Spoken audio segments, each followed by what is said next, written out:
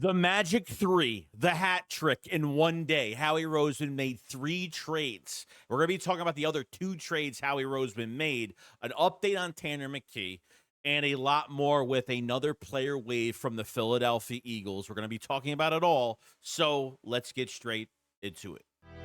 What's the boogeyman? As a matter of fact, it was.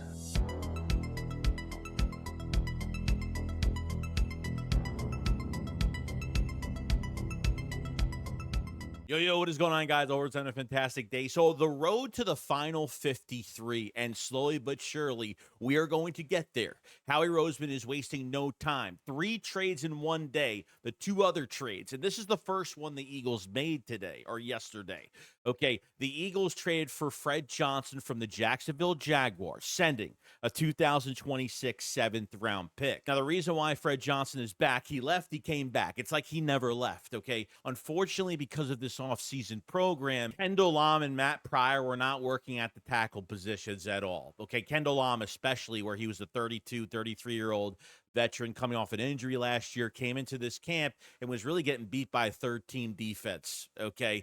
A lot of times, and getting beat by nobodies a lot of times. Now they bring in a swing tackle that was just here, okay, that just won a Super Bowl with the Philadelphia Eagles, and just like he never left, like I said, very important for that left tackle position. And let me tell you something, like Fred Johnson took over for a couple games for Jordan Mailata last year. Let me tell you, I don't think he's great, and I don't think he's bad. I think he's very serviceable. You win some, you lose some, and Fred Johnson isn't a gold jacket spectacular left tackle. But if you need him to come in for a game or two, this is the sign you really got to make. I don't know what happened to Fred Johnson this offseason program. I don't think he was injured. I just think, the Jaguars were like, you know what? If they want to give us a pick for him and they feel like they can get more use out of him, then screw it. Let's just make this trade. Howie Roseman uses those day 3 picks for a lot of ammo to get depth, or you're making trades, or you're doing something to add a little bit more spice to a trade.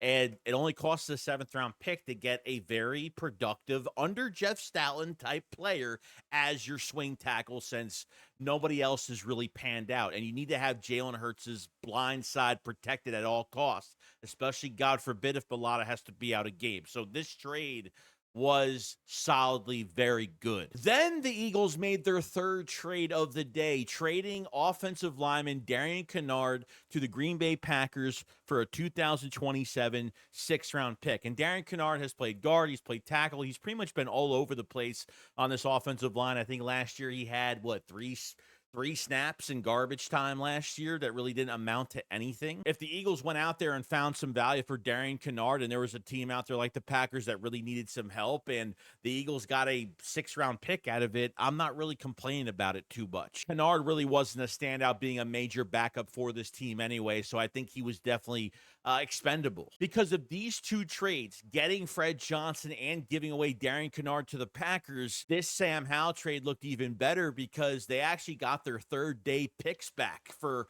26 and 27. So Howie Roseman is getting his picks back, and I understand they're in a different placement, but still, you have a 3rd day pick back in your pocket, and the Eagles barely lost anything from these trades. Now, we have got some inside information on Tanner McKee, okay? How long is he going to be out? How bad is this injury? Why they trade for Sam Howell? What does this Sam Howell trade mean for the Eagles when it regards to Tanner McKee? And this is what he had to say. He said the Eagles QB Tanner McKee's finger injury isn't expected to keep him sidelined very long, and he won't land on injured reserve. As B. Cubina reported, the Sam Howell trade was more about added depth than a short-term injury issue for McKee. And correct me if I'm wrong, I think this injury was a fractured thumb, I think. So he might be missing some time, but ultimately will be back at some point. I don't think it's going to take that long. Like, it's a very minor injury, so he just got to rest that hand up a little bit. The last thing we really wanted to hear was Tanner McKee had more of a serious injury, and Sam Howell becomes the number 2 right behind Jalen Hurts. And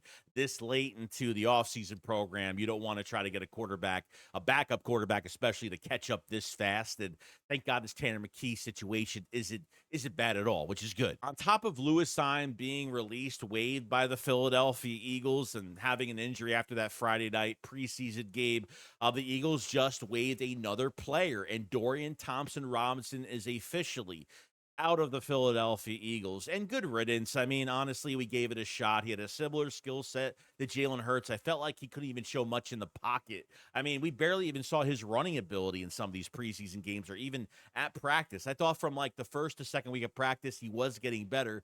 But I'm telling you, once you get into these preseason games, it's a totally different story. You're facing other talent, even better talent, and you have an actual defense that's going to tear your head off and knock you to the ground. And I just don't think he showed us much anything. This is why Kyle McCord is going to be on the practice squad, because he's very cheap and, they'll produce him for the next few years. And DTR just really had no room to be on this team at all. So I was kind of confused on it, but now all this makes more sense. Ultimately, with the quarterbacks behind Jalen Hurts, I think Sam Howell's is going to be a rental for this year. Like I said, Kyle McCord will be on practice squad for the next few years to develop him. And I think Tanner McKee is going to get traded after the 2025 season. I think by the beginning of next year, where teams don't have enough draft capital to move up for a quarterback, they're going to give up a lot for Tanner McKee. And trust me, the Eagles are going to fleece somebody. It's going to happen.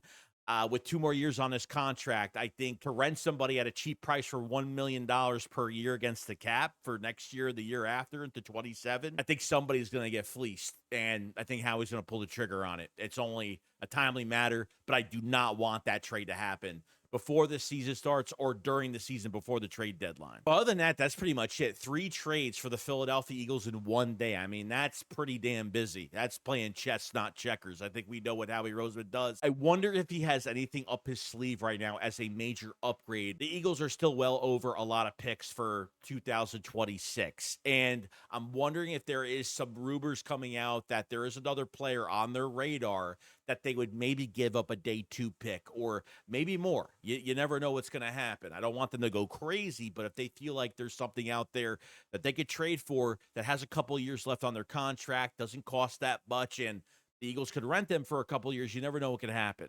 So we'll see in the near future in a couple of days if they pull the trigger on anything, but stay put. And that is going to be it. And there will be a lot more news we'll be going over in the next couple of days. Stay tuned. Make sure you subscribe to the channel for more Eagles news every single day. And make sure you like the video because it helps out tremendously. I love you all. You guys have a fantastic day. Shake, squat up, follow, slide. Peace out, guys. Peace.